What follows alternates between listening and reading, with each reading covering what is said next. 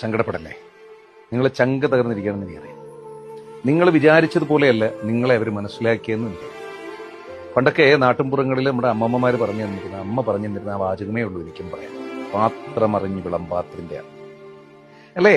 നിങ്ങൾ കൊടുത്ത സ്നേഹം, നിങ്ങളുടെ വില, നിങ്ങൾ കൊടുത്ത കരുതൽ, അത് ഒരു പക്ഷെ അവർ ശരിയായ അർത്ഥത്തിലായിരിക്കില്ല മനസ്സിലാക്കിയിട്ടുണ്ടാവുക. അത് അവരുടെ തെറ്റല്ല, നമ്മുടെയും തെറ്റല്ല.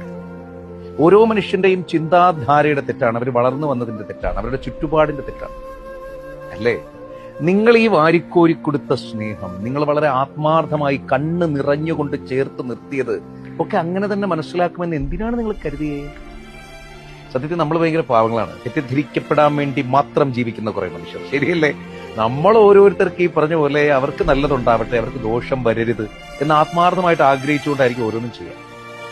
പക്ഷെ ഏറ്റവും ഒടുവിൽ വിരലുകൾ ചൂണ്ടപ്പെടുന്നത് നിങ്ങളുടെ നേരെ. കാലം എത്രയായി ഇതിങ്ങനെ അനുഭവിക്കാൻ